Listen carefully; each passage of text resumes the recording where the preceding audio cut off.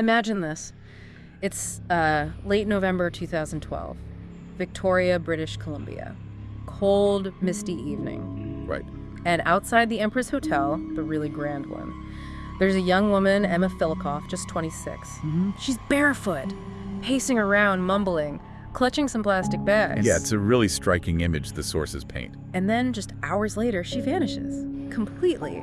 And now, over a decade on, it's still, well, it's one of Canada's most perplexing mysteries. Absolutely baffling. So Emma wasn't just a name on a report, right? The sources you provided, they describe her as a poet, very free-spirited. A deep thinker, loved nature, photography, solitude too, it seems. Yeah, and friends, family, they called her sensitive, intelligent, but also maybe a bit emotionally fragile sometimes. That comes through. She'd moved to Victoria not long before, from Ontario, looking for, a fresh start. Peace, independence. Okay, so for this deep dive today, we've dug into all the source material you sent over on Emma's disappearance. Our goal here is really to pull out the key details from these documents. Look at what led up to her vanishing, the really strange clues left behind. And the questions that just hang there, even now. Exactly. It's a story about a life kind of coming apart in this mystery that just won't let go. And what's really striking in the sources is how quickly things seem to unravel internally for her, even if outwardly she seemed calm or artistic. Right. The clinical notes you provided suggest that in the weeks just before she disappeared, she was acting, well, increasingly paranoid. So not like a slow decline? No, the sources describe it as quite a stark, sudden shift. Some profiles even suggest it might point towards something more acute, like early-stage psychosis rather than a long, slow slide. It kind of challenges how we often think about these things. That's a really important point. And you see this unraveling in some really perplexing behaviors, don't you? The sources mention her living in a women's shelter. Yeah, even though her mom had sent her money. Specifically for rent, for her own place. So what do the materials suggest about that? Why avoid using the money for its purpose? Well, the police interviews and case notes seem to indicate this pattern of avoidance, rejecting sort of conventional help. And when you combine that with the paranoia, it paints a picture of someone not just in distress, but actively pulling away, disengaging, which the file suggests was maybe a bigger red flag than was realized at the time. And all these signs sort of built up to the day she vanished, November 28th. That specific day, yeah. Earlier that morning, the sources say she went into a YMCA and just spent hours there staring out a window, like she was waiting for someone or watching. Yeah, staff noticed. They asked if she needed help, apparently. Yeah. She just smiled, said no thank you, politely declined. No big scene. Okay, and then later that day. Later that afternoon, there's surveillance footage. You included in the materials. Yeah. From a convenience store nearby. Right, I remember seeing those stills. She's barefoot again, seems disoriented, going in and out of the store, looks really anxious, confused. Almost like she's trying to avoid someone. Or something. That's how it appears, yeah. This hypervigilance combined with the disorientation, it's a pattern emerging through the day. Which leads us to the evening, and probably the most crucial sighting. Around 8 p.m., outside the Empress Hotel again. Yeah. A passerby saw her, was concerned about her state, and called the police. Right. Officers arrived. And they actually spoke with her for quite a while. They did. Nearly 45 minutes, according to the reports. They questioned her, assessed her situation right there on the street. And their conclusion? They determined she wasn't an immediate threat. Not to herself, not to others. Oh. So they let her go. And that was the last confirmed time anyone saw Emma Fillipoff. That's the last confirmed sighting, yes. It does raise the question, though, what criteria were they using to assess her, given everything else that happened that day? Her state. That's a really critical point the sources touch upon. The police reports suggest they were focused on immediate safety criteria. Is this person in explicit danger right now? Legally, what they had to assess. Exactly. And despite her obvious distress, maybe disorientation, Emma was apparently polite, not aggressive with them. Okay. So the sources sort of highlight this systemic issue. Even if someone is clearly struggling, if they don't meet those specific legal thresholds for, say, an involuntary hold, law enforcement's options are limited. Their hands are tied, in a way. In many ways, yes. And one of the most just heart-wrenching parts of this, reading through the documents you shared, involves Emma's mother, Shelley. Oh, it's incredibly tragic. What did the sources say about her timing? The witness accounts detail this. Just awful timing. Shelley had actually flown into Victoria that day, specifically to find Emma to help her.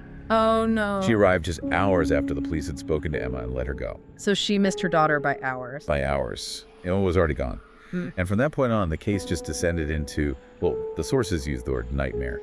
A total maze of dead ends, really strange leads, chilling possibilities. I can only imagine. So the investigation kicks off, complex from the start, I assume. Yeah. What were some of the key clues, or maybe the baffling contradictions, that came up in the material you gathered? Well, the police reports you provided show it quickly became, as one detective put it, a fog of conflicting information. Just really hard to navigate. Like what? For instance, there was a witness who claimed they saw Emma, after the police interaction, walking barefoot along a dark road miles from the Empress. Miles away. Okay. Was that confirmed? It was a credible sighting, Yeah. but hard to verify, absolutely. And then, months later, this really bizarre incident in Vancouver. Vancouver, not Victoria. No, Vancouver. Yeah. A man walks into a store, sees Emma's missing poster, tears it down. Just tears it down. Yeah. And tells the clerk, totally matter of fact, she's not missing, she's my girlfriend. She ran away because she hates her parents. What? Did they identify him? Never. He just left. And that just adds this layer of, was someone deliberately trying to mislead?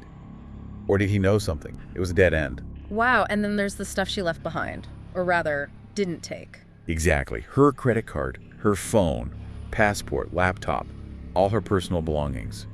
Found untouched. Like Yeah. she just stepped out for a second. Right. No sign of a struggle where she was last seen. No obvious evidence of foul play there. Correct. But also, nothing suggesting she packed a bag and planned to disappear either. It doesn't add up, does it? It really doesn't.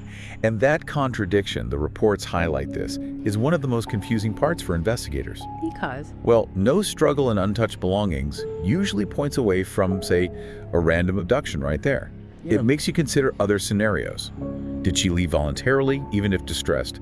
Did she meet someone she knew soon after the police left and something happened then? But the total lack of any plan, any sign she was preparing to go somewhere else, that's what makes it so baffling. And we also get a glimpse into her mind through her journals, right? They were found afterwards. Yes, her journals were recovered. And the excerpts in your material, they offer this really poignant, but also quite unsettling window. What do they show? They're full of her poetry, reflections, but also these scattered, very emotional entries. Some show real deep distress, but then others sound surprisingly hopeful. A real mix, then. A real mix.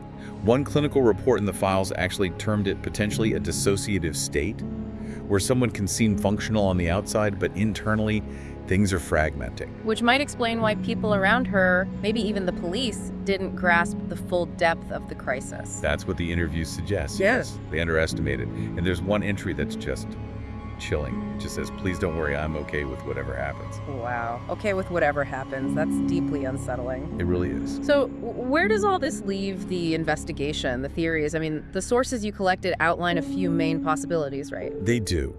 Over the years, the main theories tend to circle around a few core ideas. Such as? Did Emma have an undiagnosed mental health issue, like schizophrenia or maybe severe anxiety that led to some kind of psychotic break where she lost touch with reality? Okay, that's one possibility. Or did she somehow manage to just run away, create a new life, cut all ties completely? Start over somewhere else. Maybe.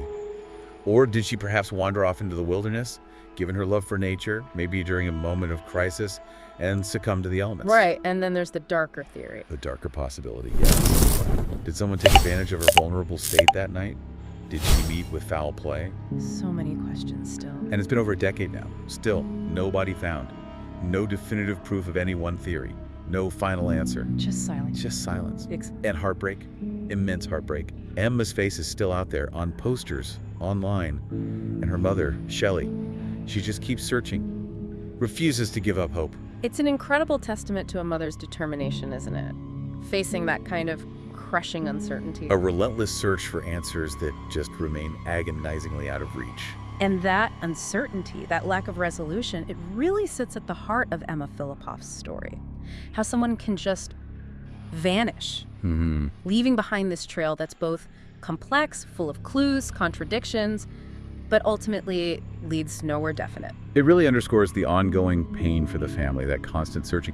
It reminds you of the human cost in these cases. Absolutely. And it makes you think, in our world, which feels so connected, so monitored, Yeah. what does it actually mean for someone to disappear without a trace like this? And what does that lingering uncertainty tell us about vulnerability, about mental health awareness, and maybe about the unknowns that still exist, even in societies like ours? That's a powerful thought to end on. What blind spots might still exist? What gets missed? It's something that stays with you long after you hear about Emma's case.